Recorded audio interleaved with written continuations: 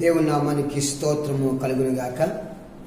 జీవముగల దేవుని ప్రార్థనా మందిర విశ్వాసులకు, అలాగనే మిగిలిన క్రైస్తవ సహోదరి సహోదరులకు యేసుక్రీస్తు నామం పేరట మీ అందరికీ శుభవందనాలను తెలియజేసుకుంటూ ఉన్నారు. ప్రభునందు ప్రియమైన దేవుని బిడ్డలారా, ఇంతకాలం మీరు మా ఛానల్ని అభినందిస్తున్నారు, ఆదరిస్తూ ఉన్నారు. అందుని బట్టి దేవునికి వందనాలు, ఎంతగానో కృతజ్ఞతలు తెలియజేస్తూ ఉన్నాను.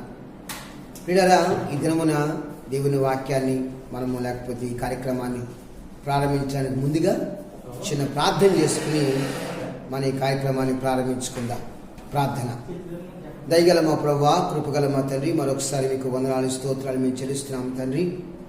దేవా, ఈ 2020 సంవత్సరం మే నెల 4వ ఆదివారపు ఆరాధన బట్టి మిమ్మల్ని మహింపరుస్తూ గడిచిన కాలమంతా మమ్మల్ని అందరినీ మీరు ఎక్కడి చాటును భద్రపరిచి చూపించావు.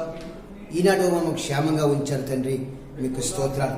మీరు చూపించిన ఆదరణ బట్టి, మీరు చూపించిన ప్రభువా యొక్క కాపుదలను బట్టి మీకు వందనాలు మేము చెల్లించుకుంటున్నాం. ఏ తెగులు మంగళాలు సమర్పించకుండా ప్రభువా మీరు కాపుదల చేసిన విధానం బట్టి మీకు స్తోత్రాలు ప్రభువా, మీకు వందనాలు. దేవ, ఈ దినాలలో అనేక సంఘాలలో ప్రభువా మందిరాలు లేకపోయినా, అనేక ఆరాధనలు లేకపోయినా నాయన, ఈ రీతిగా ప్రభు కొద్ది నిమిషాలు తండ్రి మాటలు ధ్యానించడానికి, నీ మాటలు వినడానికి మీరు మాకు చేసిన ఉపకారం బట్టి మీకు మేము స్తోత్రాలు మేము చెల్లిస్తున్నాం. ప్రభువా, నేను ఆత్మతోనూ సత్యముతోనూ ఆరాధించని చెప్పావు. దేవ, ఆరాధించే పరిస్థితి మాకు ప్రభువా మాలో కొద్ది మందికి ఉన్నప్పటికీ అయా నాయన తండ్రి, ప్రతి ఒక్కరి పట్ల నీ కనికరం చూపుని అడుగుతాను తండ్రి. ఏ కుటుంబం అయితే ప్రభువా నీ సన్నిధిలో మోకరించి ప్రార్థన చేస్తుందో, ఏ వ్యక్తి అయితే ప్రభువా నీ సన్నిధిలో ప్రభువా వారి కన్నీరు కారుస్తున్నారో, యేసు నామంలో వారందరినీ మీరు జ్ఞాపకం చేసుకుని మీ సంపూర్ణ కృపను వారికి అనుగ్రహించమని యేసు ప్రభు పేరట అడుగుచున్నాం పరమ తండ్రి, ఆమేన్. ప్రియులారా, ఈ సమయంలో ముందుగా ఒక పాట పాడి దేవుని మహింపరచుకుందాం. నాతో పాటు పాట వచ్చిన వారు కలిసి పాడవలసిందిగా మీకు మనవి చేస్తూ ఉన్నాను. పాట విందాం.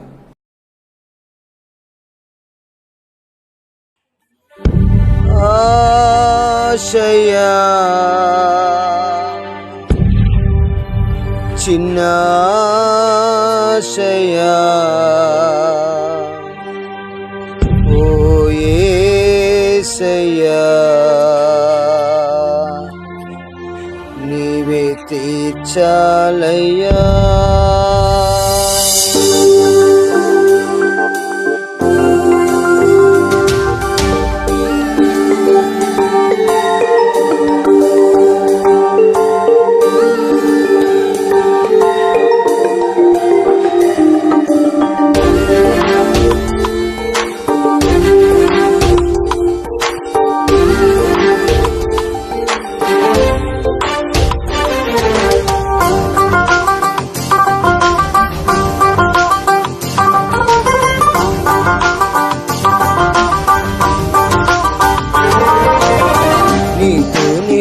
నడువాలని,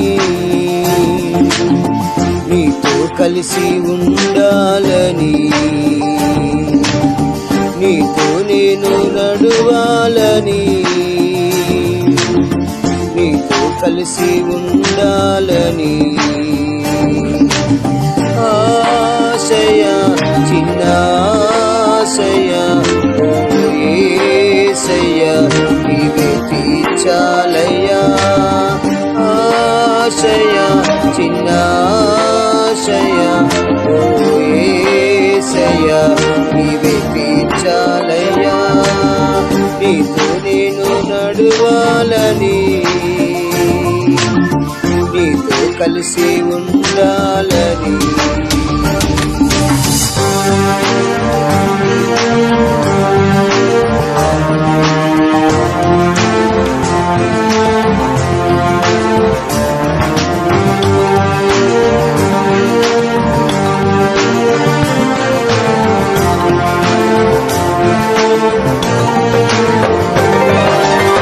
నడువలేక నేను ఈ లోకయాత్రలు బహుబలహీనుడనైతినయ్యా.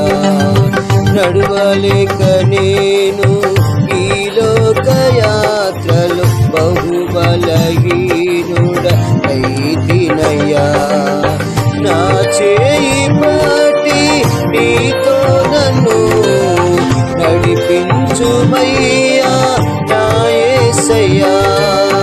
నా చేయి పట్టి నీతో నన్ను నడిపించుమయ్యా నా యేసయ్యా. నీతో నడువాలని నీతో ఉండాలని చిన్న ఆశయ ఓ యేసయ్యా. ఆశయ చిన్న ఆశయ ఓ యేసయ్యా. నీవే తీర్చాలయ్యా. నీతో నేను నడువాలని నీతో కలిసి ఉండాలని.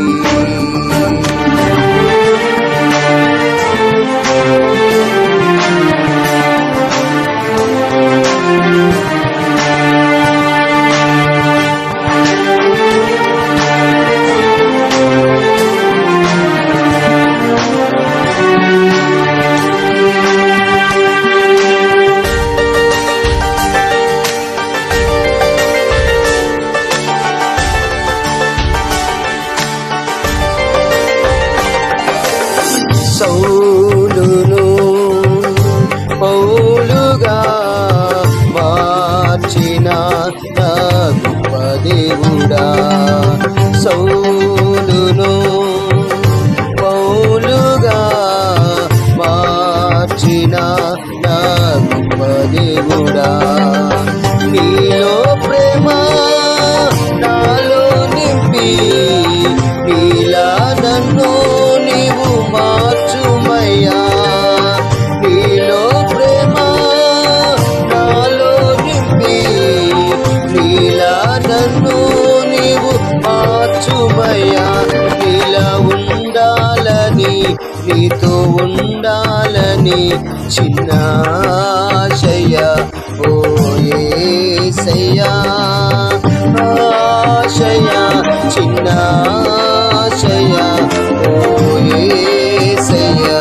నీవే తీర్చాలయ్యా.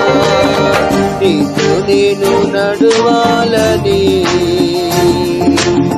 నీతో కలిసి ఉండాలని. నీతో నేను నడువాలని నీతో కలిసి ఉండాలని. ఆశయ చిన్న ఆశయ ఓ యేసయ్యా. నీవే తీర్చాలయ్యా. ఆశయ చిన్న ఆశయ ఓ యేసయ్యా. నీవే తీర్చాలయ్యా. నీతో నేను నడువాలని నీతో కలిసి ఉండాలని.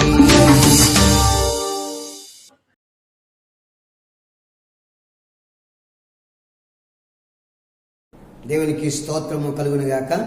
ప్రభునందు ప్రియమైన దేవుని బిడ్డారా, పాట విన్నారు కదా. నిజమే, మనకు ఆశ ఉండాలి. దేవునితో నడవాలని ఆశ ఉండాలి. ఆయనలా ఉండాలని ఆశ ఉండాలి.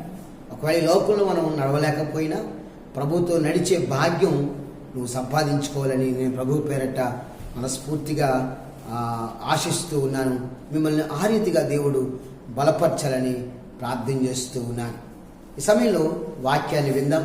కొద్ది నిమిషాలు దేవుని వాక్యాన్ని విందాం. దయచేసి మీ మనస్సులు, మీ హృదయాలు ప్రభు వాక్యం వైపు తిప్పుకుని వాక్యాన్ని వినడానికి శ్రద్ధ వహించవలసిందిగా మీకు తెలియజేస్తూ ఉన్నాను. వాక్య భాగం వెళ్లే ముందు చిన్న ప్రార్థన చేసుకుందాం. మహాకనికరము కృపగల మా దేవుడా, మరొకసారి వందనాలు స్తోత్రాలు మేము చెల్లిస్తున్నాము నాయన. ప్రభు ఈ సమయంలో నీ వాక్యాన్ని వినడానికి మేము సిద్ధపడుతుండగా నీ మాతో మీరు మాట్లాడమని పొందండి అయ్యా. నీ మాట చాలా శక్తివంతమైనది. నీ వాక్కు ద్వారా అనేకులు బాగుపడ్డారు, అనేకులు స్వస్థపరచబడ్డారు, దీవించబడ్డారయ్యా. అటువంటి వాక్కు చేత మమ్మల్ని కూడా ఈ పగలు ప్రభావం దీవించమని ప్రార్థన చేసుకుంటున్నాము తండ్రి. మీకు వందనాలు. నీ వాక్యాన్ని వినిచుండగా ప్రభా దేవ వినిచున్న ప్రతి ఒక్కరి పట్ల నీ కృపను చూపించి నీ వాక్యం చేత వారు ఆదరించి మహిమ పొందమని యేసు ప్రభు పేరట అడుగుచున్నాం పరమ తండ్రి, ఆమేన్. ప్రియులారా, సరే వాక్య భాగానికి వద్దాం. దయచేసి నాతో పాటు బైబిల్ తెరిచి పట్టుకుని వాక్యంలో శ్రద్ధగా ఆలకించవలసిందిగా మీకు నేను తెలియజేస్తూ ఉన్నాను. వాక్య భాగానికి వెళ్లే ముందు ఒక చిన్న అంశాన్ని మీతో నేను విషయాన్ని చెప్పాలని ఆశపడతా ఉన్నాను. భక్తుడైన దావీదు బైబిల్లో ఒక చక్కని మాట రాసుకొచ్చాడు. కీర్తన పుస్తకం 6వ కీర్తన 6వ వచనంలో మనం చదివితే అక్కడ మనకి దావీదు రాసినటువంటి మాట మనకు అర్థమవుతుంది. కీర్తన పుస్తకం 6వ కీర్తన 6వ వచనం, నేను మూలుగుచు అలసి ఉన్నాను, ప్రతి రాత్రియు కన్నీరు విడిచుచు నా పరుపు తేలజేయుచున్నాను, నా కన్నీళ్ల చేత నా పడక కొట్టుకొని పోవుచున్నది అని చెప్తా ఉన్నాడు. ఈ మాట రాస్తున్నప్పుడు, ఈ మాట మనం చదువుతున్నప్పుడు దావీదు యొక్క పరిస్థితి ఎలా ఉందో మనం అర్థం చేసుకోవచ్చు. ఎంత వేదనతో, ఎంత బాధతో ఈ మాట రాస్తున్నాడో మనకు తెలుస్తుంది. దేవుని సన్నిధిలో దావీదు కూర్చుని దేవునికి మొర్ర పెడతా ఉన్నాడు, లేకపోతే దేవునికి తెలియజేస్తూ ఉన్నాడు. ఏమంటాడంటే, నేను మూలుగుతూ అలసిపోయాను. నేను ఒక రాజుగా ఉన్న వ్యక్తి, అధికారిగా ఉన్న వ్యక్తి, అభిషేకించబడిన వ్యక్తి మూలుగుతూ ఉన్నాడు. ప్రతి రాత్రి, ఒకరోజు 2 రోజులు కాదు, కానీ ప్రతి రాత్రి కూడా కన్నీరు విడుస్తూ ఉన్నట్లుగా మనకు కనిపిస్తూ ఉంది. దావీదు ఎందుకు ఏడుస్తున్నాడో, ఎవరి కోసం ఏడుస్తున్నాడో అనేది మన ప్రస్తుతానికి అంత ఉపయోగకరం కాదు, అంత అవసరం లేదు, అప్రస్తుతం. కానీ ఇక్కడ దానిలో ఉన్న భావాన్ని మనం జ్ఞాపకం చేసుకున్నట్లయితే, అందులో ఉన్నటువంటి మర్మాన్ని మనం జ్ఞాపకం చేసుకున్నట్లయితే, ప్రతి రాత్రి దావీదు ఏడుస్తూనే ఉన్నాడు. ప్రతి రాత్రి అంటే పగలంతా పరిపాలన చేస్తూ ఉండొచ్చు, మంచి రాజుగా రాజవస్త్రాలు వేసుకుని బయటకు అంతఃపురంగా వస్తున్నాడు, ప్రజలతో మమేకమైపోతున్నాడు, న్యాయాలు తీరుస్తున్నాడు, తీర్పు తీరుస్తున్నాడు, ఇవన్నీ ఉన్నాయి. కానీ ప్రతి రాత్రి కూడా దావీదు ఏడుస్తూ ఉన్నాడు. అలాగే దావీదు ఏడుస్తున్నప్పుడు దేవుడు తప్పకుండా దావీదుని జ్ఞాపకం చేసుకుని ఉండాలి కదా. ఈ పగలు వాక్యం దేవుని బిడ్డ, నీ కన్నీరు కూడా దేవుడు జ్ఞాపకం చేసుకుంటాడు, నీ మూలుగును కూడా దేవుడు జ్ఞాపకం చేసుకుంటాడు. నువ్వు ఎవరి కోసం మూలుగుతున్నావో, ఎందుకు ఏడుస్తున్నావో, ఆ సమయం వచ్చినప్పుడు దేవుడు తప్పక నీ పట్ల ఒక కార్యాన్ని నెరవేరుస్తాడు అని మీకు నేను మాట ఇస్తా ఉన్నాను. దేవుడు నమ్మదగిన వాడు. ఆయన తన ప్రజల పట్ల, తన బిడ్డల పట్ల ఆయన ఎప్పుడు కూడా సానుకూలంగా, కృప కలిగిన వాడిగా, దయగలిగిన వాడిగా ఉంటాడు అని చెప్పడానికి నేను ఏమాత్రం కూడా అనుమానించను. ఎందుకంటే దేవుని దగ్గరికి దావీదు వచ్చినప్పుడు దావీదు చెప్తున్నట్టు ప్రతి రాత్రి కూడా దావీదు దుఃఖపడుతున్నట్లుగాను, కన్నీరు కారుస్తున్నట్లుగాను మనకు కనిపిస్తూ ఉంది.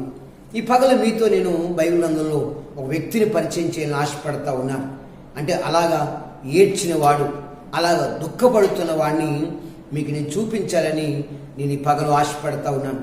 నా ప్రభునందు ప్రియమైన దేవుని బిడ్డలారా, నేను పరిచయం చేయబోయే వ్యక్తి గురించి మనం ఆలోచన చేస్తే, ఆ వ్యక్తి పేరు చెప్పగానే మీలో చాలామంది యవనస్తులు కానివ్వండి, లేకపోతే పెద్దవారు కానివ్వండి, ఎవరైనా సరే అలాగ ఉండాలి అని ఆశపడతారు, అలాంటి బ్రతుకు కావాలని ఆశపడతారు. అలాంటి బ్రతుకుగా ఉన్నటువంటి వ్యక్తుల గురించి మనము వింటున్నప్పుడు, అలాగే నేను ఎందుకు అలా ఉండలేకపోతున్నాను అనే ఆలోచన నీకు వస్తుంది. పేరు పెట్టుకుంటారు చాలామంది, కానీ ఆ పేరులాగా బ్రతకాలని కూడా చాలామంది ఆశపడతారు. ఆ వ్యక్తిని చూస్తే, లేకపోతే ఆ యవనస్తుని చూస్తే నిజంగా యేసు ప్రభువుని చూసినట్టుగానే ఉంటారు. అంతటి గొప్ప మహోన్నతమైన వ్యక్తి పాత నిబంధనలో ఉన్నాడు. అతను ఎవరో కాదు, ఆయన మన పితరులైనటువంటి అబ్రహాము, ఇస్సాకు, యాకోబు అని చూస్తాం కదా. ఆ యాకోబు గారు కొడుకే యోసేపు అన్నమాట. యోసేపు అని పేరు వినగానే మనకు ఒళ్ళంతా ఒకలాగా అయిపోతుంది. కారణం ఏంటి తెలుసా? యోసేపులో బ్రతకాలను ఆశపడతాం. ప్రతి యవనస్తుడు, ప్రతి వ్యక్తి, అది స్త్రీయే కానివ్వండి, పురుషులే కానివ్వండి, ప్రతి ఒక్కరూ కూడా యోసేపు లాంటి జీవితాన్ని కలిగి ఉండాలని ఆశపడతాం. యోసేపు లాంటి భక్తి ఉండాలని ఆశపడతాం. యోసేపు లాంటి నిష్కపటమైన, నిష్కలంకమైనటువంటి స్థితి ఉండాలని ఆశపట్టలో తప్పేమీ లేదు. అలాగ ఆశపడతాం. అంతటి మహోన్నతమైన వ్యక్తిగా ఉండాలని మనం ఎన్నో కలలు కంటాం. మన బిడ్డలు కానివ్వండి, మన యవనస్తులు కానివ్వండి, అలాగ ఉండాలని, యోసేపులాగా ఉండాలి అని మనము అనుకుంటూ ఆశపడతా ఉంటాం. నా ప్రభుత్వ ప్రియమైన అలాంటి యోసేపు జీవితంలో ఒక సంఘటన మీ మధ్యాహ్నం మీతో నేను పంచుకోవాలని ఆశపడతా ఉన్నాను. నా ప్రభునందు ప్రియమైన దేవుని బిడ్డారా, యోసేపు జీవితం జరిగిన సంఘటన ఏం తెలుసా? అతడు మనోదుఖం కలిగిన వాడిగా ఉన్నాడు. ఏంటండి? మనోదుఖం కలిగిన వాడిగా ఓ రోజున అతడు ఉన్నాడు. నా ప్రభునందు ప్రియమైన దేవుని బిడ్డారా, అతడు ఐగుప్తు దేశంలో రాజుగా ఉన్నప్పుడు, ఐగుప్తు దేశంలో రాజు తర్వాత రాజుగా ఉన్నప్పుడు ఆ 40 ఆదికాండము 42వ అధ్యాయం 24వ వచనం చదువుకుంటే అక్కడ మనకు కనబడుతుంది. 42వ అధ్యాయం 24వ వచనం, అతడు వారి యొద్ద నుండి అవతలికి పోయి ఏడ్చి అని ఉంటారు. అతడు వారి యొద్ద నుండి అవతలికి పోయి ఏడ్చెను అని రాయబడతాడు. పరిశుద్ధాత్మ దేవుడు యోసేపు జీవితంలో జరిగిన ఒక సంఘటన ప్రత్యేకించి ఒక చిన్న మాట జ్ఞాపకం చేస్తున్నాడు. అతడు వారి వద్ద నుండి అవతలికి పోయి ఏడ్చాడు. ఏమైందండి? ఇంత పరిస్థితి వచ్చింది. యాకోబుకి ఎక్కడి దుఃఖం, ఎన్నాళ్ళని దాచుకున్నాడు ఈ దుఃఖాన్ని. ఒకవేళ అతనికి నిజంగా హాని పెట్టేవారు కనపడినప్పుడు అధికారాన్ని పట్టుకున్నాడు కాబట్టి అధికారం చేత దండించాలి, కానీ అధికారాన్ని పక్కన పెట్టి అవతలకు పోయి ఏడుస్తున్నట్టుగా మనకు కనిపిస్తూ ఉంది. ఒకసారి ఈ సంఘటన, ఈ సీన్ మీకు చెప్పాలని ఆశపడతా ఉన్నాను. యోసేపు ఐగుప్తు దేశంలో ఫరో తర్వాత ఫరోగా అతడు స్థిరపరచబడ్డాడు, లేదా నిర్ణయించబడ్డాడు అని చెప్పవచ్చు. నిర్ణయించబడ్డాడు. ఆ తర్వాత కొన్ని సంవత్సరాల తర్వాత, లేదా 7 సంవత్సరాలు గడిచింది, ఒక 2 సంవత్సరాలు, 9 సంవత్సరాల తర్వాత, ఒక 9 ఏళ్ళ తర్వాత వాళ్ళ అన్నగారులు యోసేపు ముందు రావడం జరిగింది. యోసేపు అన్నగారిని చూసి సుమారుగా 22 సంవత్సరాలు అయిపోయింది. 22 సంవత్సరాలు గడిచిపోయి 18 ఏళ్ల వయసులో కుర్రగా ఉన్నప్పుడు యోసేపుని వాళ్ళ అన్నగారులు అమ్మేశారు. ఇప్పుడు 22 సంవత్సరాల తర్వాత, అంటే ఒక 40 ఏళ్ల వయసులో ఉన్నప్పుడు యోసేపుని ముందు వాళ్ళ అన్నగారులు నిలబడిన సంగతి మనకు కనిపిస్తూ ఉంది. వారు మాట్లాడుకుంటూ ఉంటే, అన్నగారులు మాట్లాడుకుంటూ ఉంటే ఆ మాటలు యోసేపుకి అర్థమవుతూ ఉన్నాయి. హెబ్రీయులైనటువంటి యాకోబు కుమారులు మాట్లాడుకుంటుంటే ఐగుప్తు దేశంలో రాజుకి అర్థమవుదు అనుకుని రాజు ముందే వాళ్ళు మాట్లాడుకుంటున్నారు, యోసేపు ముందే వారు మాట్లాడుకుంటున్నారు. కానీ వారి మధ్యన ద్విభాషి అని పైవచనం ఉంటుంది. ద్విభాష, 2 భాషలు వచ్చిన వాడు వారి మధ్యలో ఉండడం సంగతి వారు తెలియకుండా వారు మాట్లాడుకున్న మాటలను చూసి యోసేపు ఏడుస్తూ ఉన్నాడు. యోసేపు అవతలకు పోయి ఏడుస్తూ ఉన్నాడు. అన్నగారు, తన సొంత అన్నగారు, తనకన్నా వయసులో పెద్దవాళ్ళు, వాళ్ళు బాధపడుతూ, వాళ్ళ పశ్చాత్తాపడుతూ, వాళ్ళ దుఃఖపడుతూ, వాళ్ళు చేసిన పనులకు చింతపడుతూ, వాళ్ళు చేసిన పనికి వారికి వారే అసహించుకున్నప్పుడు యోసేపు ఆలకించి దాన్ని బయటికి చెప్పుకోలేక అవతలకు పోయి ఏడుస్తూ ఉన్నాడు. నా ప్రభునందు ప్రియమైన దేవుని సంగమా, పరిశుద్ధాత్మ దేవుడు యోసేపు ఏడుపు గురించి ఇక్కడ రాశాడు. అసలు పరిశుద్ధాత్మ దేవుడు యోసేపు ఏడవాలి అంటే గతంలో చాలా సందర్భాలు ఉన్నాయి. అక్కడ ఏడొచ్చు, ఏడ్చేయలేదు మనకు తెలియదు, కానీ దేవుడు బయలుపరచలేదు. ఒక విధంగా చెప్పాలంటే ఆదికాండము 37వ అధ్యాయం 23వ వచనం దాటిన తర్వాత మనం చదువుకుంటే, 23 కానీ చదువుకుంటే మనకు అర్థమవుతూ ఉంటాయి. యోసేపు వాళ్ళ అన్నగారుల మందలు కాస్తూ ఉంటే వాళ్ళ అన్నగారికి అన్నం పట్టుకొస్తాడు, భోజనం పట్టుకొస్తాడు. దూరం నుండి యోసేపుని చూసి కళ్ళకనేవాడు వస్తున్నాడు రా అని చెప్పి అనుకుని దగ్గరికి వచ్చిన తర్వాత యోసేపుని కొట్టి గోతులో పడేస్తారు. నీళ్లు లేని గోతులో పడేస్తారు. అక్కడ పడేసినప్పుడు వారు యోసేపు తెచ్చిన భోజనాన్ని తింటా ఉంటే యూదా సలహా మేరకు యోసేపుని తీసి ఇష్మాయిల్కి అమ్మేస్తారు 20 తులాల వెండికి అని రాయబడుతుంది బైబిల్లో. అంటే కొట్టినప్పుడు, గోతులో పడేసినప్పుడు యోసేపు బిగ్గరగా ఏడవాలి. ఎందుకంటే అతను చాలా చిన్నవాడు, 18 ఏళ్ల కుర్రోడంతే. అతని వయసు సుమారుగా 10 సంవత్సరాలు ఉంటారు. వాళ్ళ అన్నగారులు కొడతా ఉంటే యోసేపు ఏడవాలి.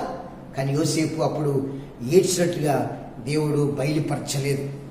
ఇష్మాయేల్కి ఒంటి మీద ఉంటున్న రంగురంగుల అంగి ఇప్పేసి ఓన్లీ ఆ లోపల లోదుస్తులతో యోసేపుని అమ్మేస్తున్నప్పుడు యోసేపు ఇష్మాయేలుతో వెళ్ళడానికి ఇష్టపడక, వెళ్ళడానికి ఇబ్బంది పడుతూ దొల్లి దొల్లి ఏడ్చేయచ్చు.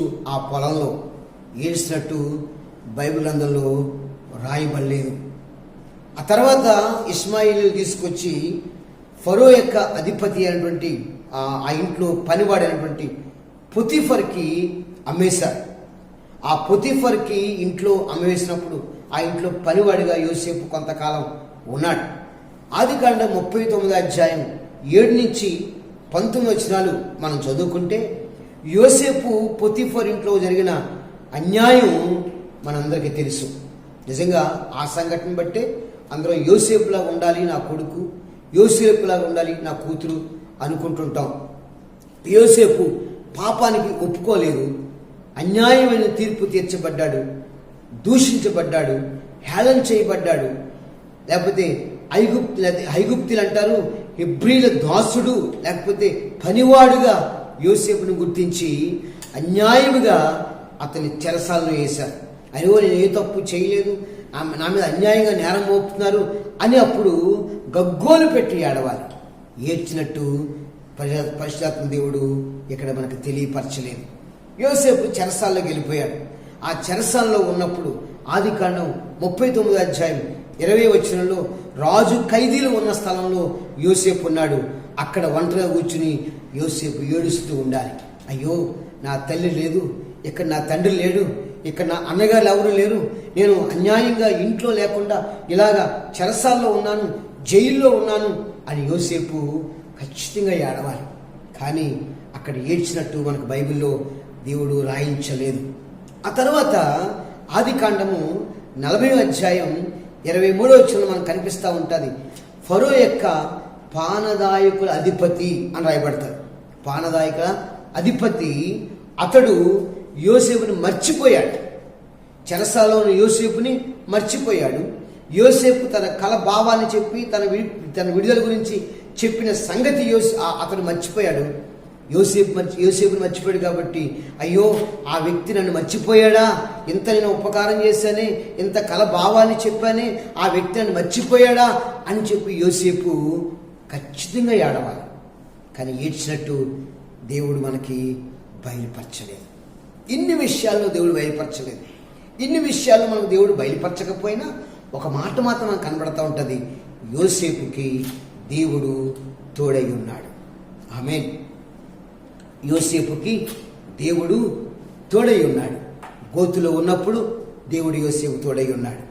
లేకపోతే ఇస్మాయిల్కి అమ్మేసినప్పుడు దేవుడు యోసేపు తోడుగా ఉన్నాడు. పొతిఫర్ ఇంట్లో ఉన్న అన్యాయమైన తీర్పు తీర్చబడినప్పుడు యోసేపుకి దేవుడు తోడుగా ఉన్నాడు. చెరసాల్లో ఉన్నప్పుడు దేవుడు యోసేపుకి తోడుగా ఉన్నాడు. పానదాయకుల అధిపతి మర్చిపోయినా దేవుడు అతనికి తోడుగా ఉన్నాడు అని మనకు అర్థమవుతుంది. దేవుడు తోడుగా ఉన్నాడులే అని మనం అనుకుంటున్నాం.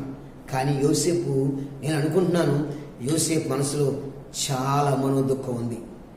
దావీదు చెప్పినట్లుగానే అయి ఉండొచ్చేమో. ప్రతి రాత్రి యోసేపు ఏడుస్తూనే ఉన్నాడు. ప్రతి రాత్రి యోసేపు కన్నీటితో తన పరుపును తేలజేసుకుంటున్నాడేమో మనం అనుకోవచ్చు. పరిశుద్ధాత్మ దేవుడు ఆ విషయాన్ని మనకి బయలుపరచలేదు. నా ప్రభునందు ప్రియమైన దేవుని సంగమా, నువ్వెంత దుఃఖపడుతున్నావో, ఎంత వేదన పడుతున్నావో దేవుడు చెప్పట్లేదు, దేవుడు చూపించట్లేదు, దేవుడు ఎవరికి బయలుపరచట్లేదు అని బాధపడుతున్నావా? నువ్వు బాధపడిన అవసరం పని లేదు. నీ దుఃఖానికి, నీ కన్నీటికి ఒక రోజున ఖచ్చితంగా జవాబు వస్తుంది అని నేను నమ్ముతూ ఉన్నాను. ఖచ్చితంగా దేవుడు జవాబు ఇస్తాడు. నీ దుఃఖాన్ని దేవుడు తీరుస్తాడు. నీ కన్నీరుని దేవుడు తీరుస్తాడు. యెషయా పుస్తకం రాయబడినట్లుగా దుఃఖ దినములు సమాప్తమయ్యే రోజు ఖచ్చితంగా దేవుడు నీకు ఇస్తాడని నేను నమ్ముతూ ఉన్నాను. నువ్వు నమ్మినట్లయితే మరొకసారి దేవునికి గట్టిగా ఆమేన్ చెప్పాలి. ఆమేన్. సరే, నమ్మాలి. నీ దుఃఖాన్ని దేవుడు తీరుస్తాడు అని నువ్వు నమ్మాలి. ఒకరోజు ఫరో రాజుకి కళ వచ్చినట్లుగాను, ఆ కళలో ఆ భావం ఎవరు చెప్పకపోయినా యోసేపు ఆ భావం చెప్పినట్లుగాను మనం చూస్తాం. ఇప్పుడు ఆ కళ గురించి, ఆ భావం గురించి కాదు, కానీ ఐగుప్తు దేశంలో ఆ దేశం మొత్తం అంతా కూడా 14 సంవత్సరాలు కాలం పెట్టాడు. ఒక 7 సంవత్సరాలు ఆ దేశంలో పంట బాగా పండుతుందని, ఆ తర్వాత వచ్చే 7 సంవత్సరాలు ఆ దేశంలో కరువు వస్తుందని ఆ కళ భావం. ఆ భావం చెప్పిన తర్వాత రాజుగారు యోసేపుని చక్కగా సన్మానించాడు. మంచి బట్టలు వేశాడు. అయితే మొత్తం అంతా నీవే అధికారిగా ఉండు అన్నాడు. ఒకవేళ మంచి అధికారిగా ఉన్నాడు 7 సంవత్సరాలు పండిన పంటంతా కూడా యోసేపు ధాన్యాగారాల్లో సమకూర్చి పెట్టాడు. ఆ తర్వాత దేశంలో కరువు వచ్చినప్పుడు వాళ్ళందరికీ కూడా చక్కగా ఆహారాన్ని, ఆ ధాన్యాన్ని పంచుతున్నట్లుగా మనం చదువుతాం. ఆ పంచుతున్నప్పుడు యాకోబుకి తెలిసింది, అయ్యా మన దేశంలో కరువు ఉంది. ఆ పిల్లలతో అంటారు, మన దేశంలో కరువు ఉంది, ఐగుప్తు దేశంలో పంట సమృద్ధిగా ఉందట, అక్కడ ధాన్యం సమృద్ధి ఉందట, ఇక మన ఆకలితో ఎందుకు మనం చచ్చిపోవాలి, కాబట్టి మీరు ఐగుప్తు వెళ్ళి ధాన్యం పట్టండి, డబ్బులు పట్టుకెళ్ళి ధాన్యం పట్టండి అని చెప్పి తన కొడుకుల్ని పంపించారు. కొడుకులను పంపించినప్పుడు యాకోబు చేసిన పని ఏంటంటే, తనకు పుట్టిన 12 మంది కొడుకుల్లో ఎలాగో ఒక కొడుకు యోసేపు వాళ్ళకి లేడని యాకోబు నమ్మాడు. మృగాలు చంపేసినేమో అని యాకోబు అనుకున్నాడు.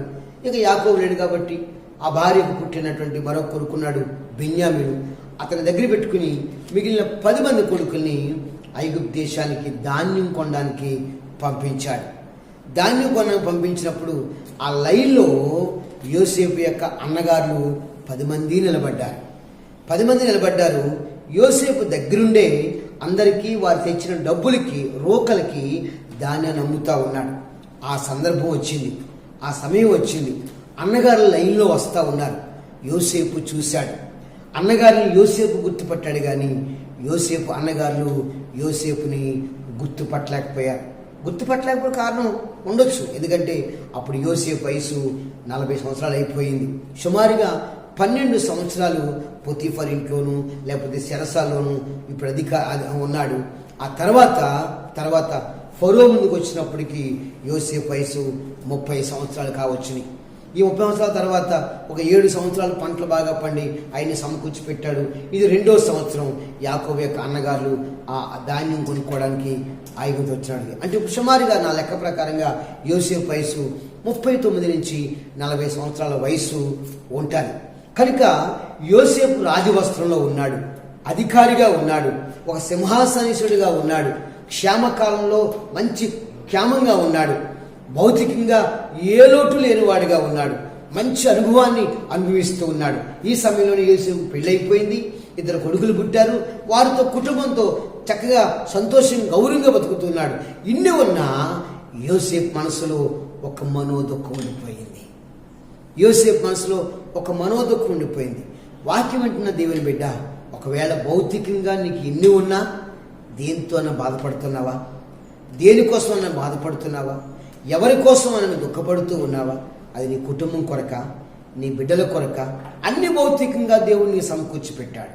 భౌతికంగా నీకు కావాల్సిన ఉద్యోగం నీకుంది, నీ మంచి చేతి పని నీకుంది, వ్యాపారం నీకుంది, నీ కూలి పని చక్కగా నీకు శక్తి దేవుడు ఇచ్చాడు, పనిచేయడం దేవుడు నీకు శక్తిని ఇచ్చాడు, మంచి భార్య, మంచి చక్కని పిల్లలు ఉన్నారు. కానీ ఇంకా ఏమైనా దుఃఖపడుతున్నావా? దేనికోసము భారం పడుతున్నావా? ఎవరి కోసము దుఃఖపడుతూ ఉన్నావా? మనోదుఖం కలవాడిగా ఉన్నావా? దేవుడు ఖచ్చితంగా సమాధానం ఇస్తాడు. దేవుడు ఖచ్చితంగా సమాధానం ఇస్తాడు. యాకోబు జీవితంలో 18 ఏళ్ల వయసు ప్రాయంలో అనుకుంటాను, ఆ గోతులో పడేసినప్పుడు, మీ ఇష్మాయిల్కి అమ్మేసినప్పుడు చూసిన అన్నగారిని సుమారుగా 22 సంవత్సరాల తర్వాత యోసేపు వాళ్ళ అన్నగారిని చూస్తూ ఉన్నాడు. వాళ్ళని పక్క పిలిచాడు యోసేపు.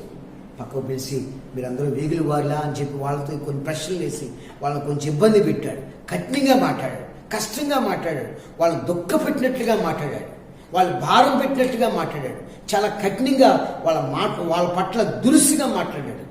వారు పశ్చాత్తాపంతో మాట్లాడుతూ ఉన్నారు, వేదనతో మాట్లాడుతున్నారు, దుఃఖంతో మాట్లాడుతున్నారు. వారు యోసేపు వాళ్ళ మధ్యలో ఉన్నాడని, యోసేపు వాళ్ళ ముందే ఉన్నాడన్న సంగతి వాళ్ళకి తెలియకుండా, ద్విభాష ఉన్నాడని తెలియకుండా వాళ్ళు హెబ్రీ భాషలో వాళ్ళు మాట్లాడుకుంటూ ఉన్నారు. అరే, మన తమ్ముడు చేసినటువంటి నేరం ఆ రోజు నేను చెప్పాను, మీరు అన్యాయంగా తప్పు చేశారు, మీరు అన్యాయం చేసుకొచ్చారని ఆ దుఃఖాన్ని వాళ్ళు పంచుకుంటున్నప్పుడు యోసేపు అది విని మనోదుఖం గలవాడై అవతలికి పోయి ఏడుస్తూ ఉన్నాడు. సొంత అన్నగారు పశ్చాత్తాపడుతుంటే ఏడుస్తూ ఉన్నాడు.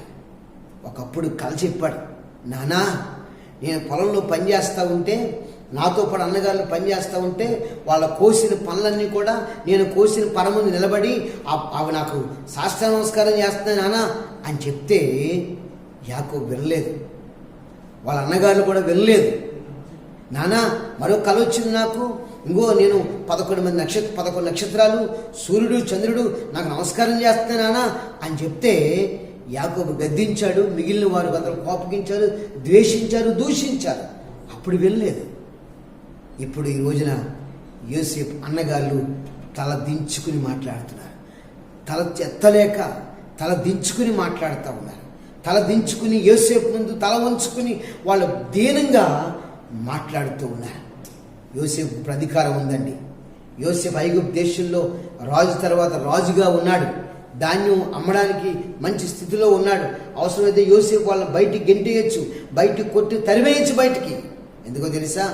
తనని అవమానించిన వారు ముందు నిలబడ్డారు, తనను ద్వేషించిన వారు ముందు నిలబడ్డారు, తనను బాధ పెట్టిన వారు ముందు నిలబడ్డారు, యోసేపుని దూషించిన వారు ముందు నిలబడ్డారు, యోసేపుని తన కుటుంబం నుంచి వేరు చేసేసిన వారు ముందు నిలబడ్డారు, యోసేపుని అన్యాయంగా ఏమాత్రం కూడా విలువలేనిగా 20 తులాల వెండికి యోసేపుని అమ్మేసిన వారు ముందు నిలబడ్డారు. యోసేపు మాత్రం చూస్తూ ఉన్నాడు, దుఃఖంతో బాధపడుతున్నాడు. కానీ అవన్నీ మనసును తెచ్చుకోలేదు యోసేపు. నువ్వు నేనైతే అవి మనసులో పెట్టేసుకుంటాం, మనమైతే మనసులో పెట్టేసుకుంటాం. మనుషుడు కఠినంగా మాట్లాడతాడు, మనుషుడు దుఃఖపెట్టి మాట్లాడతాడు, మనసును అర్థం చేసుకోడు. దేవుడు కఠినంగా మాట్లాడినా, దురుసుగా మాట్లాడినా దేవుడు మనసును అర్థం చేసుకుంటాడు. యోసేపుకి ఎంత మంచి మనసు తెలుసండి. అన్నగారు ఎన్నో తప్పులు చేశారు. అన్నగారు యోసేపుని చాలా బాధ పెట్టారు, మాట చేత బాధ పెట్టారు, ప్రవర్తన చేత బాధ పెట్టారు, కఠినమైన నిర్ణయాలు తీసుకున్నారు. కుట్టేయాలి, చంపేయాలి ఆ నిర్ణయం తీసుకున్నారు. ఎంతటి నిర్ణయం తీసుకున్నా యోసేపు మాత్రం ఎలాంటి నిర్ణయం వాళ్ళ అన్నగారి మీద తీసుకోలేదు. ఎందుకు తెలుసా? యోసేపు కూడా దేవుని మనసు కలిగిన వాడే. ఆమేన్. యోసేపు కూడా దేవుని మనసు కలిగిన వాడే. ఈ మధ్యాహ్నం వాక్యపెట్టి దేవుని బిడ్డ, నీవు అలాంటి మనసు కలిగి ఉండాలి. నీవు కూడా అలాంటి మనసు కలిగి ఉండాలి. దైవిక మనసును కలిగి ఉండాలి. నీ మనోదుఖం కలుగుతున్నప్పుడు నీవు దైవిక మనసు కలిగి ఉండాలి. కక్ష పెంచుకోకూడదు, ద్వేషాన్ని పెంచుకోకూడదు, పగను పెంచుకోకూడదు. నీ సొంత వారి మీద, నీ సొంత అన్నదమ్ముల మీద, నీ సొంత అక్క చెల్లెల మీద, నీ సొంత తోటి సహోదరుల మీద నువ్వు పగను, ప్రతీకారాన్ని, కక్షను పెంచుకోకూడదు. యోసేపు మనకు మాదిరిగా ఉన్నాడు. యోసేపు నీకు మాదిరిగా ఉన్నాడు. నా ప్రభునందు ప్రియమైన దేవుని సంగమా, ఒక మాటకి నేను జ్ఞాపకం చేయాలని ఆశపడతా ఉన్నాను. యోసేపుని అమ్మేసిన వాళ్ళు, యోసేపుని ద్వేషించిన వాళ్ళు, యోసేపుని దూషించిన వాళ్ళని ఏదో రీతిగా వారిని యోసేపు దేవుడు తీసుకొచ్చాడు. కరువును కలగజేసి, ఏంటండి కరువును కలగజేసి యోసేపు దగ్గరికి తన సహోదరులను రప్పించాడు. యోసేపు దగ్గరికి తన సహోదరులను, యోసేపు దగ్గరికే తన సహోదరులు వచ్చినట్లుగా దేవుడు చేశాడు. నాకు తెలియకడుగుతాను, యోసేపు ఐగుప్తు దేశానికి రాజు అయిన తర్వాత మా అన్నగారులు ఎక్కడున్నారో, మా నాన్న ఎక్కడున్నాడో అని వెళ్ళాడా? లేదండి. వెళ్ళే అవకాశం యోసేపుకి లేదు, వెళ్ళలేదు. దేవుడు వారినే యోసేపు దగ్గరికి తీసుకొచ్చాడు. దేవుడు వారినే యోసేపు దగ్గరికి తీసుకొచ్చాడు. ఏ మనోదుఖంతో యోసేపు బాధపడుతున్నాడో, ఎలాంటి దుఃఖంతో యోసేపు ప్రతి రాత్రి కన్నీరు కాలుస్తూ ఉన్నాడో, ఆ కన్నీటికి దేవుడు జవాబును తీసుకొస్తా ఉన్నాడు. దేవుడు వాళ్ళ అన్నగారిని యోసేపు వద్దకు తీసుకురావడానికి ఏదో ఒక మార్గాన్ని ఎన్నుకున్నాడు. ఆ మార్గం ఏంటి తెలుసా? ఈ కరువు అనే మార్గం. నా ప్రభునందు ప్రియమైన దేవుడారా, వాళ్ళ అన్నగారు దగ్గర యోసేపు అపరిచితుడిగా ఉన్నాడు. ఎలా ఉన్నాడమ్మా? పరిచయం లేనివాడిగా, అపరిచితుడు, పరిచయం లేనివాడిగా వారి మధ్యలో ఉన్నాడు. నా ప్రభునందు ప్రియమైన దేవుడారా, వాక్యం వింటున్న దేవుని బిడ్డారా, దేవుడు నీ మధ్యలో కూడా అపరిచితుడిగా ఉంటాడు. కొన్ని సందర్భాల్లో నీతోనే ఉంటాడు, నీకు అర్థం కాదు. ఆయన నీతోనే ఉంటాడు, నీకు తెలియదు. యేసుప్రభువు వారు పునరుద్ధానం అయిన తర్వాత మరొక అవకాశం వస్తే ఆ వాక్కులు మీతో నేను పంచుకుంటాను. పునరుద్ధానం అయిన తర్వాత ఎమ్మాయి వెళ్ళిపోతున్నటువంటి శిష్యుల్లో 3వ వాడిగా యేసుప్రభువు నడిచాడు. ఆ సమయం అంతా కూడా, ఆ ఆమడ దూరం అంతా కూడా, లేదా ఆ దూరం అంతా కూడా యేసు ప్రభు అపరిచితుడిగానే ఉన్నాడు, పరిచయం లేనివాడిగానే ఉన్నాడు. చాలా సందర్భాల్లో దేవుడు నీ పక్కనే ఉంటాడు, దేవుడు నీతోనే నడుస్తాడు, దేవుడు నీతోనే ఉంటాడు. కానీ చాలా సందర్భాల్లో దేవుణ్ణి గుర్తించలేకపోతున్నాయేమో, దేవుణ్ణి గమనించుకోలేకపోతున్నాయేమో, దేవుణ్ణి సరిగా అర్థం చేసుకోలేకపోతున్నామేమో. యోసేపు దుఃఖం వ్యర్థమైపోలేదు, యోసేపు కార్చిన కన్నీరు వ్యర్థం కాలేదు, యోసేపుకున్న మనోదుఖం వ్యర్థం కాలేదు. తప్పకుండా దేవుడు వారిలోని తన అన్నగారుల పట్ల దైవిక మార్పుని దేవుడు కలగజేశాడు. ఆ రోజు జరిగిన సంఘటన మనం జ్ఞాపకం చేసుకుంటే, యోసేపు కలిగిన సంఘటన జ్ఞాపకం, వాళ్ళు ఏడుస్తూ యోసేపు ఏడుస్తూ అంటాడు. బయటకు వచ్చిన తర్వాత సరే వెళ్ళండి, మీరు ఏం చేస్తారంటే మీరు చెప్పింది నిజమో కాదు తెలుసుకోవాలి కాబట్టి ఆ మిగిలిన తమ్ముడిని మిగిలిన కొడుకుని కూడా తీసుకురండి, అందాక మీలో ఒకరు ఇక్కడ ఉండండి అని చెప్పి వాళ్ళని పంపడం. ఆ తర్వాత వాళ్ళ దారిలో వాళ్ళు వెళ్ళిపోతున్నప్పుడు వాళ్ళ ధాన్యం వాళ్ళు తెచ్చిన డబ్బులు కూడా ఎగస్ట్రా పెట్టడం, ఇవన్నీ మనం చూస్తూ ఉంటాం. ఆ తర్వాత చివరికి యాకోబు అలాగనే ఆ యోసేపు అన్నగారులు అందరూ కూడా యోసేపు రావడానికి అవకాశం కలిగింది. ఒకరోజు మనం చదువుకుంటాం 45వ అధ్యాయం, ఆదికాండము 45వ అధ్యాయం మనం చదువుకుంటే ఆ భాగంలో కనిపిస్తూ ఉంటుంది. యోసేపు ఉండబట్టలేక బిగబట్టలేక వాళ్ళ అన్నగాళ్ళందరినీ పట్టుకుని బిగ్గరగా ఏడ్చేశాడు. కారణం చేశా వారిలో వచ్చిన మార్పు. ఎవరి మార్పు కోసం ప్రార్థన చేస్తున్నావు, ఎవరి మార్పు కోసం నువ్వు మనోదుఖం కలిగి ఉన్నావు, ఎవరి మార్పు కోసం నువ్వు దుఃఖపడుతున్నావు, ఎవరి మార్పు కోసం నువ్వు కన్నీరు కాలుస్తున్నావు, ఖచ్చితంగా దేవుడు వారిలో మార్పుని తీసుకొస్తాడు. ఖచ్చితంగా వారు నీ మనోదుఖాన్ని జ్ఞాపకం చేసుకుని దేవుడు ఆ మార్పును దేవుడు తప్పకుండా నీకు చేసి చూపిస్తాడు. అలాంటి దేవుడు మన దేవుడు. యోసేపుకు దేవుడు తోడై ఉన్నట్లుగా నువ్వు గోతిలో ఉన్నా, పొతిఫలింట్లో ఉన్నా, అమ్మివేయబడిన చెరసాల్లో ఉన్నా, ఎక్కడ ఉన్నా యోసేపుకు తోడై ఉన్నట్లుగా దేవుడు నీకును తోడై ఉండుగాక. యోసేపు అన్నగారిలో మార్పును తీసుకొచ్చిన దేవుడు నీ ద్వారా దుఃఖం కలిగి ఉన్నావో, ఎవరి కోసం నువ్వు ప్రతి రాత్రి ఏడుస్తున్నావో వారిని దేవుడు తన మనోదుఖాన్ని తీర్చి సమాధానం దేవుడు దయచేయుగాక. ప్రార్థన చేసుకుందాం. దేవుడి బిడ్డల ఈ వాక్యం దేవుడు నీవు చిన్న ప్రార్థన చేసుకుందాం. తల్ల వంచండి, ప్రార్థన చేసుకుందాం. ప్రార్థన. మహిమ స్వరూపి ఘనమైన దేవాన్ని పరిశుద్ధ పాదానికి స్తోత్రాలు మేము చెల్లిస్తున్నాం. ప్రభువా, యోసేపు గురించి మేము కొన్ని మాటలు మాత్రమే ఆలకించాం. అతని జీవితంలో జరిగిన సంఘటనలు ప్రభువా మేము జ్ఞాపకం చేసుకుంటే అది మా ఆత్మీయ జీవితానికి, మా ఆత్మీయ పాఠానికి ఎంతో గురిగా ఉంటాయని మేము నమ్ముతూ ఉన్నాము. తండ్రి మీకు స్తోత్రాలు. యోసేపు చాలా కాలం మనోదుఖం గలవాడిగా ఉన్నప్పుడు, గోతిలో ఉన్నప్పుడు, ఆగని ఇస్మాయిల్ని కమ్మివేయబడినప్పుడు, పొతిఫర్ ఇంట్లో అన్యాయంగా తీర్పు తెచ్చబడినప్పుడు, చెరసాల్లో ఉన్నప్పుడు, పాందరుల అధిపతి ప్రభువా అతను మర్చిపోయినప్పుడు అని అతను ఏడ్చినట్లుగాను మనోదుఖం కలిగినట్లుగాను మాకు కనిపించింది. కానీ ప్రభు వాళ్ళ అన్నగారిని చూసినప్పుడు యోసేపు బాధపడ్డాడు, సొంత వారిని చూసినప్పుడు యోసేపు దుఃఖపడ్డాడు, మార్పు లేని వారిని చూసినప్పుడు యోసేపు దుఃఖపడ్డాడు. వాళ్ళు మార్పు వచ్చినప్పుడు యోసేపు తన మనోదుఖాన్ని బయటకు వెళ్ళకి ఏడుస్తూ ఉన్నాడు. అయ్యా నీకు స్తోత్రాలు మేము చెల్లిస్తున్నాం ప్రభు. ఈ పగలు ఎందరైతే నీ మాటలు ఆలకించారు, యేసునామంలో ప్రతి వారి మనోదుఖాన్ని యేసునామంలో తీర్చివేయబడుగాక. వారి బిడ్డ గురించి మనోదుఖం కలిగి ఉన్నారేమో, వారి వ్యాపారం గురించి మనోదుఖం కలిగి ఉన్నారేమో, వారి కుటుంబం గురించి మనోదుఖం కలిగి ఉన్నారేమో, వారి గృహాన్ని గురించి మనోదుఖం కలిగి ఉన్నారేమో. ప్రభువా ఈ పంచాల సమయంలో తండ్రి ప్రతి మనోదుఖాన్ని యేసు నామంలో ప్రభు మీరు తీర్చమని ప్రార్థిస్తున్నాము తండ్రి. మీకు కొందరా యెషయా భక్తులు చెప్పినట్లుగా ప్రభువా ఇదిగోనైనా మా సమస్త దుఃఖ దినములు సమాప్తం చేయమని మేము ప్రార్థిస్తున్నాము తండ్రి. మీకు స్తోత్రాలు. ఈ మధ్యాహ్న కాల సమయంలో ప్రార్థిస్తున్నాను ప్రభువా, ఏ కుటుంబం అయితే ప్రభు మనోదుఖంతో నలిగిపోతుందో ఆ కుటుంబాన్ని మీరు జ్ఞాపకం చేసుకోండి, వారికి సమాధానం ఇవ్వండి, దైవికమైనటువంటి సమాధానం వారికి ఇవ్వమని ప్రార్థన చేస్తూ ఉన్నాం తండ్రి. మీకు స్తోత్రాలు. ఏ కుటుంబంలో అయితే ప్రభువా జరిగే సరైనటువంటి అవకాశాలు లేక, సరైనటువంటి అభివృద్ధి లేక, వర్ధిల్లుపాటు లేక వారు దుఃఖపడుతూ ఉన్నారో, మనోదుఖం కలిగి ఉన్నారో అలాంటి వారి కోసం ప్రార్థన చేస్తున్నాం. వారిని ప్రభువా సమాధానం వచ్చి అడుగుతుందండి. మీకు దేవానికి స్తోత్రాలు మేము చెల్లించుకుంటున్నాం ప్రభు. దేవతండి ఏ కుటుంబం అయితే మారు మనసు పొందలేని కుటుంబాలు ఉన్నాయో, అలాంటి కుటుంబాలు ప్రభు దుఃఖపడుతున్నాయో వారి కూడా మీరు జ్ఞాపకం చెబుతుంది. మీకు స్తోత్రాలు. సంఘం కూడి ప్రార్థన చేస్తున్నాం ప్రభు. నీ రాకడ పర్యంతం ఎత్తబడే కృప తెలిసి మహిమ పొందండి. బుద్ధిగల కన్నికగా ఉండాలని కృప చూపించండి.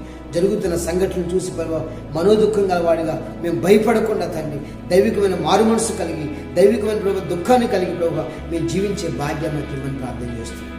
తండ్రి మీకు స్తోత్రం. బలపరిచి ప్రభు చూపించండి. ఎత్తబడిన వాక్య అర్థంగా ప్రభు సహాయం దయచండి. ఇంటిని ప్రతి కుటుంబాన్ని ప్రభు మీరు ఎక్కడ చోట వద్ద వచ్చి మహిమ పొందమని యేసు నామమున పరమ తండ్రి ఆమేన్. మన తండ్రి అయిన దేవుని యొక్క దయ, ప్రభువైన యేసుక్రీస్తు వారి కృప, పరిశుద్ధాత్మిక అన్యోన్య సహవాసం ప్రార్థించిన అంశములు కలిగి మనందరి కుటుంబాలపై సదాకాలము తోడే నడిపించి ఆశ్రయించినగాక. ఆమేన్. ఆమేన్. అమ్మా అందరికీ వందనాలు. సహోదరి సహోదరులారా, ఇంతవరకు మా ఛానల్ని చూస్తూ చక్కని అభినందిస్తూ ఉన్నారు, ఇస్తూ ఉన్నారు. మరొకసారి మీ అందరికీ మా వందనాలు. ఇంకా మీరు ఎవరైనా సరే మా ఛానల్ని సబ్స్క్రైబ్ చేసుకోకపోతే సబ్స్క్రైబ్ చేసుకుని మా మాటలు ఆలకించి దైవ దేవుని పొందాలని మిమ్మల్ని ప్రభు పేరట మనవి చేస్తూ ఉన్నాను. మిమ్మల్ని అందరినీ బహుగా దేవుడు దీవించునుగాక. ఆమేన్.